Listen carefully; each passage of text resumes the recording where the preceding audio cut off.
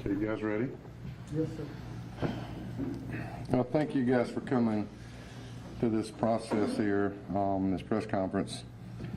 Sunday, October the 9th, at about 7:45 p.m., our department was called about a death at 280 Bobo Drive in Inman.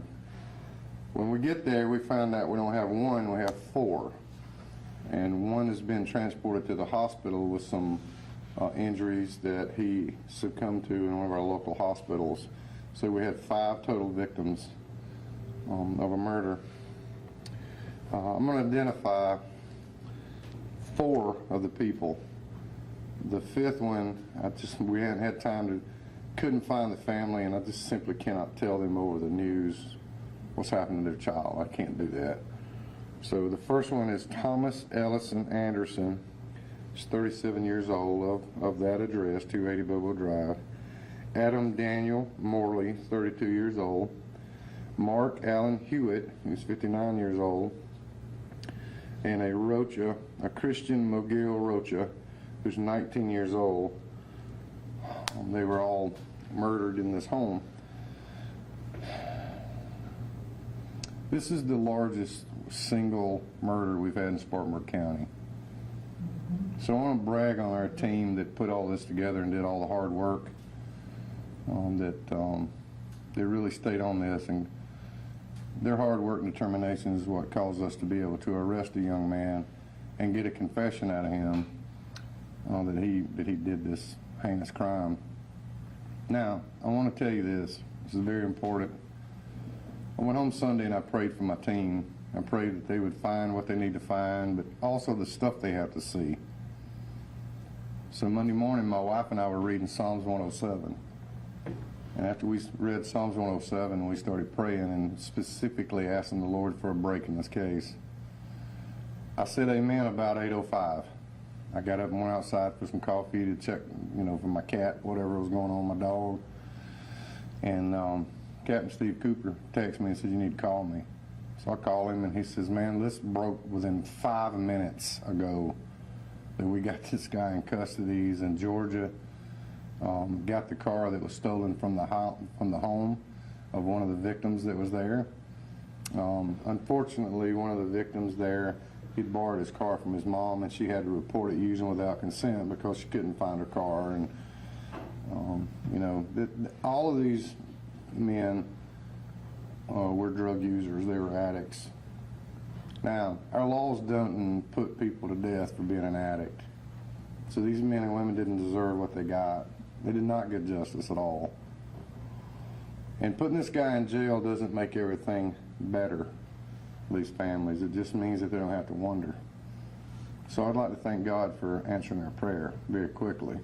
I don't know why some cases are solved so fast. I don't know why some take 20 years. I don't know. But I know that when I was praying, the good Lord answered my prayer, my and my wife's prayer. I'd like for you to pray for the men and women, especially the family of all these young men who lost their loved ones. These were sons, they were friends, they were brothers, they were dads, and they were unjustly taken from us. Now, we have a young man in custody that, like I said, admitted to killing all these men. And I don't have answers of why. I know that he said some things in his interview that I'm going to hold on to because his attorney needs to probably process some of this stuff, but it's awful. But our team's standing right over here that got on the scene and just wouldn't quit. This is the reason why, obviously by the Lord's blessing, that we are able to tell you that we got somebody in custody, and we don't have to worry about Spartanburg County citizens wondering who did this and who did what. Now, just because these men were using illegal drugs, it doesn't mean that they weren't worthy people. If you want to argue with that, let's go talk to their moms and dads. Let's go talk to their sons. Let's go ask their children. God still loves us even though we make dumb choices. But we gotta keep fighting this drug epidemic. We got an addiction issue with illegal drugs.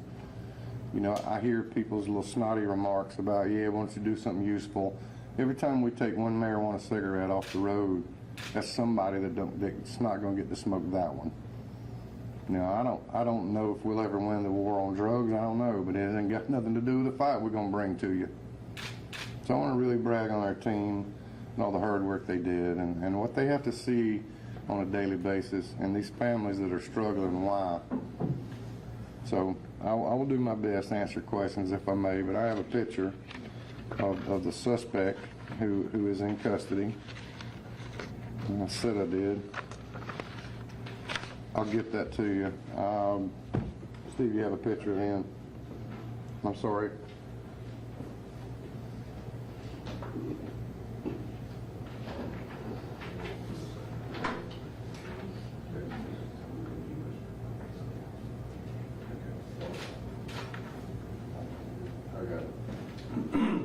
The young man that we have in custody, his name is James Douglas Drayton. This is him in one picture from our jail. This is what he looks like as he's been arrested in Georgia. I'd like to thank the Georgia Department. I don't even know their name. I believe it's Burke County. They did a really, really good job because this guy went down and did an armed robbery. And they were able to give chase and catch the guy, got the gun, got the ammo, got him. And another blessing is he didn't have to get shot and killed, neither did the officers. So we're thankful that no one else was hurt in this. But if you have questions, I'm happy. Yes, ma'am. Can you just say and spell his last name or his first and last name one more time, the suspect? Okay, yeah. His first name is James. It's just common spelling, James. And then Douglas, Douglas. Drayton, Drayton. And you said after Sunday's incident, he went down to Georgia and committed another crime? Yes, ma'am. He tried to arm rob some people and I think possibly kidnap somebody. Georgia, Burke County was all over it, and we're able to spot him and give chase, and the car was either stopped or wrecked. I don't know how they did what, but they were able to take him into custody with no further injury to people. So, yes, you had a question. Did Drayton have a criminal history here in Spartanburg? We had a criminal history on him. I don't know the extent of it. I just know we had a jail photo of him at one point. So, yes, ma'am. Does the gun that was used in that armed robbery, does it match what was used during this crime that happened? It appears so, but I'm waiting on some things from SLED to confirm that. But he's admitted that he used that gun to do those crimes. Can you speak to the relationship between him and the 5 people that were killed? I can. All of these people, Mr. Drayton was living at the home on Bobo Drive. This was a place, it wasn't really a drug house, but it was a place where people that got their drugs would go, and they thought they were safely doing their drugs in that home instead of being on the streets. So our narcs was aware of it, but there really wasn't any selling going on, and our uniform patrol had been over, and tried to make some arrests and do some things like that. But, when they're in the privacy of your own home, we don't really have a right to go in there and do anything. But, it was just basically a safe haven for them. Yes, ma'am? Did this house have a criminal history and police had to respond to it because of drug charges in the past? Well, we had complaint calls about some people hallucinating, but not anything specifically related to that. Yes. How did deputies initially learn about what was happening in his home this weekend? Who made the 911 call and how did they respond? I can get that for you. I don't know who actually made the 911 call, but I know it was a horrific scene. And it was our deputies had to go in and see all this, and they immediately knew something was really wrong when they got over there. So, yes. During the confession, was Drayton able to explain what happened leading up to? There were some things he said, but I'm going to let his attorney see that stuff. He just, he confessed to the crime, and, I think he said he was hearing voices. So I don't know what that means to him, but I know that he'd been using meth and he'd been up for like 4 days. So somebody that just hadn't slept in 4 days, they're probably not thinking. Yes, ma'am. He's the only people in the house at that time? As far as we know, nobody's come forth to say, hey, I got out and this is who did it. Everybody that was in the house was murdered. So, yes. The bodies were discovered on Sunday. Do you believe that the shootings happened on Sunday as well? We think that it happened around 9 o'clock Sunday morning. just from our scientific evidence, that's about what we're thinking. Yes. When or will you be extradited back to South Carolina from Georgia? I wish it was today, but I'm just going to tell you that we're just going to follow the process of what Georgia does. We'll certainly let you know when we're going to get him and bring him back. He's not going anywhere. You know, they know what we want him for, and they got a tight hold on him. So, yes, sir. Did any neighbors see anything that day? No, and I didn't hear any neighbors reporting they heard even gunshots. So, you know, I don't know. Yes, ma'am. We talked to some of the neighbors today, they said they were concerned. Do folks still need to be concerned, or has it been taken care of? No, it's been taken care of. The only person that was responsible for this is in custody. So, yes.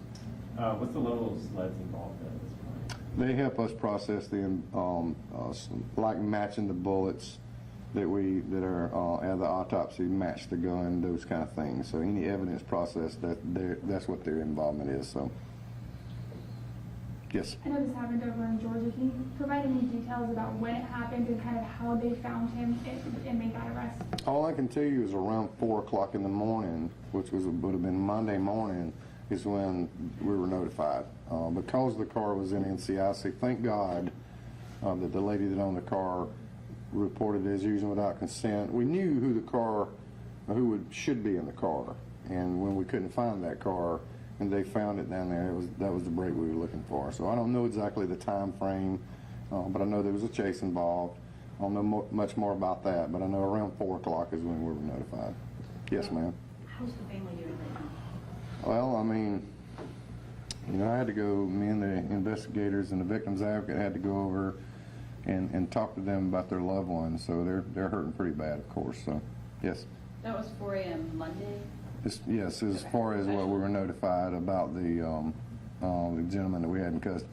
He was inquiring and wanting to do a keep check, and that's what kind of drew us to go, wait a minute, you got him? So we were able to figure that out. That was all the good Lord's work, that's all I can tell you. So.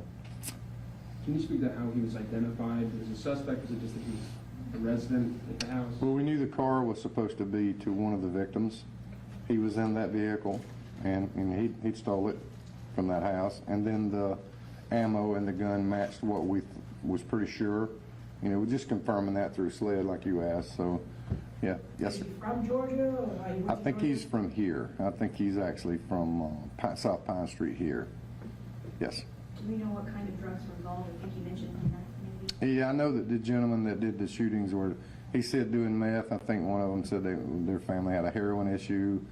You know, so, you know, I don't want to stick on that. These were victims.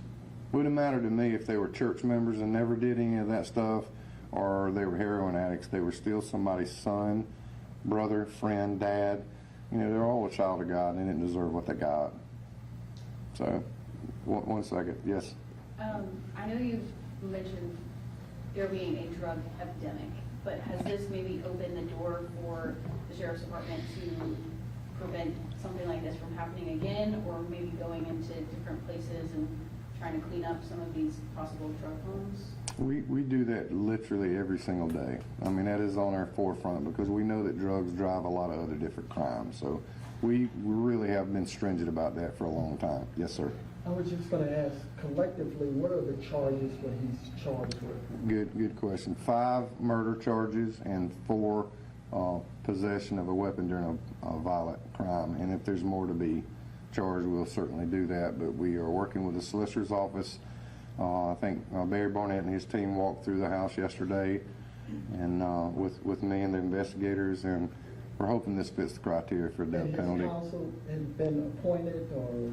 I don't know that. I'm hoping that this will fit the criteria for a death penalty, and if it don't, we'll let the solicitor decide. If it does, we'll let them make that choice. Yes, ma'am. Did the victim suffer any other injuries other than the gunshot? You know, I'm gonna hold on to that because of some family. I don't think any of them suffered any, if that's what you're asking. I think I've answered about everything I need to. I'm gonna get you the last question. I'll get you in just a second. For the 5th victim, just to confirm, you said you're still trying to contact their family as Yes, well? yes. That's the only reason I'm not naming them. It's not a secret or anything. I just don't want to. I would hate for somebody to see that their child or their brother or their dad has been done this way, and then they hear it from me. I don't want to hear it from this podium. I want to be able to go out with them and talk to them and answer questions and pray with them. So, last question. Was that confession elicited by the Burke County Sheriff's Office? No, our investigators, 2 of our young ladies went down, and they did a really good job of speaking with him, provided him with all his rights, Mirandas and stuff, and he was willing to talk to us. So we were able to get a confession out of him yesterday. So, hey, thank you guys. I really appreciate it. I'm sorry that it's, I didn't want to give out any information for fear of, if we didn't catch the guy, he knows where to go, or he knows what we're looking for, and he can change. So that was the reason why we was kind of being closed-lipped about it. And, I'm just thankful to the Lord for the team that we got and for the break he gave us. So keep praying for the family. Thank you.